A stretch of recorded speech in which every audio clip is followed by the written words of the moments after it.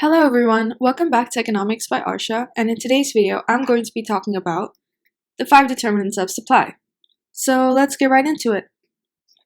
As I mentioned in my previous video, supply is essentially the willingness and ability of a producer to supply a product at a given price and at a given time, ceteris paribus. So, the determinants of supply are the non-price factors that can affect the supply of a product in a market. Now, note the importance of the word non-price factors because these are factors that would affect supply. Price factors, which is just price, would affect the quantity supplied, and there is a difference. So, the first determinant is the cost of factors of production. So, an increase or decrease in the cost of factors of production, such as capital, land, labor, or enterprise, can have a direct impact on the supply of goods or services. For example, the implementation of a minimum wage. When a minimum wage is set, this increases the cost of labor, which is a factor of production for many businesses. Therefore, businesses would not be able to produce as many goods or services at their original price simply due to the increase in the price of one of the factors of production. And therefore, there would be an inevitable increase in the price of products and a decrease in the supply of the products. The second determinant of demand is the price of other products which the producer could produce instead of the existing product. Now, as the demand for goods and services fluctuate over time, producers are likely to allocate or reallocate their factors of production to producing similar goods and services when the possibility of more profit is likely. An example I really like to use for this one is the production of white versus brown bread. So, when we're looking at a producer of brown bread, if they do notice that there is a spike in demand for white bread and therefore an increase in chances of higher profit, because it is a similar good to brown bread, they are likely to reallocate their factors of production to produce white bread for a short period of time. And this could really affect the supply of brown bread because that would essentially decrease. Now, the third one is the state of technology at the time. So if there is an improvement or deterioration in the state of technology, that could have an impact on supply and the ability and efficiency of production of goods and services. For example, if we think about new technology in the medical industry, for example, for surgeries, the implementation of these new technologies allow surgeons to complete surgeries faster, and therefore there could be more surgeries done, and this could increase supply. And even if it is just a small amount of time, which would have a sort of a really small impact on supply, if any, it could even just improve the quality of the goods and services produced. A fourth one to consider is the expectation of future prices. So as producers forecast on their expectations of future prices, it can have a significant impact on their supply as they control it to ensure maximum profit. So if we're looking at car dealers or investment firms, if they believe that future prices of their good or service can increase and therefore they can make more profit in the future, they might limit their supply now and then increase it strategically later. And the final one is government intervention. So there are two types of government intervention that I'm looking at, which is indirect taxes and subsidies. So the imposition of an indirect tax could raise the price of factors of production, which could adversely affect supply, because as I will explain in my later videos, or for those of you who already know, indirect taxes are shared between the producer and the consumer. So for the consumer, it is just translated to a higher price, but for the producer, this is absorbed in the cost of the factors of production. And because now this cost has increased, they're likely to decrease their supply just a little. As for subsidies, the opposite happens. The imposition of a subsidy could lower the price of factors of production, which boosts production in supply.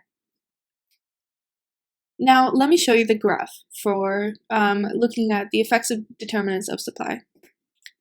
So here we have the market for good X, and we have the original quantity of supply, or the original supply curve here, actually. And then on the y-axis, we have the price of good X, and on the x-axis, the quantity of good X. This is always a standard thing that you write on your graphs. And when we're looking at a decrease in supply, we look at a negative effect of one of the determinants of supply. So this could be an increase in the costs of factors of production, which could be influenced by, for example, an increase in one of the costs of the factors of production, like the implementation of a minimum wage that I mentioned. So what this would result in is a shift of the supply curve, the original supply curve, to the left, giving us a new supply curve, S1. As for an increase in supply, we would look at a decrease in the prices of factors of production or supply in general, such as subsidies. So subsidies from governments would aid in increasing supply. Therefore, this could be illustrated by a shift of the supply curve to the right, which would give us a new supply curve at S2. So when you are drawing the supply curve and the changes that occur to the supply curve when it shifts, you only need to draw two supply curves. So if it's a decrease in supply, you only draw S and S1, or if it's an increase, in S or S2. The reason I had both on here was to make it more compact. And additionally, I suggest you use arrows to illustrate where the supply curve is moving, so that you and the examiner know that you understand there is a shift of the supply curve. And additionally, please label your curves differently. Let's do an example. So let's say there's an increase in the rents due to space scarcity in Singapore. All of my examples are going to be in Singapore, as I live here, so it's much easier here. It is a small country, so there is an issue of space scarcity. So if we think about an increase in rents in the context of the market for tuition, this could mean that tuition operating centers, where they operate, their building or even just singular rooms, the rent for these rooms could be higher, which would negatively affect supply, because this means there's an increase in one of the factors of production, the price of it, which in this case is land. So this would result in a shift of the supply curve to the left, and here you can see I have labeled both my supply curves and drawn the arrow. So this is how the graph would look like for a decrease in supply in this context. So for example 2, Malaysia bans exports on chicken meat to Singapore. If you all have been reading the news, this is actually somewhat recent news, and it's happened in the past year, so it is a real case study, and I suggest you look into it. So here we're looking at this issue in context of fast food restaurants, the market for fast food restaurants. So if there is a ban on exports for chicken meat to Singapore, there's a likely decrease in the supply of meals served in the fast food restaurants, as chicken is a sort of popular condiment popular ingredient in a lot of dishes. So this would result in the supply curve to shift to the left, which indicates a decrease in supply. As for our last example, we have Singaporean fruit sellers who expect the future prices of apples to drop. Well, if Singaporean fruit sellers expect future prices of apples to drop, this would mean that they expect lesser profit returns in the future, which means that their current supply and their current state of demand means more profit.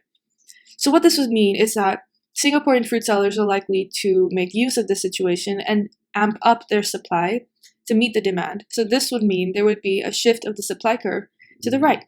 And as you can see, I've labeled both supply curves and used the arrow. So thank you so much for watching. Please leave a like, subscribe, and turn on your notifications for when I post my next video. And if you guys have any questions, please do leave a comment and I will be sure to answer. Thank you so much for watching.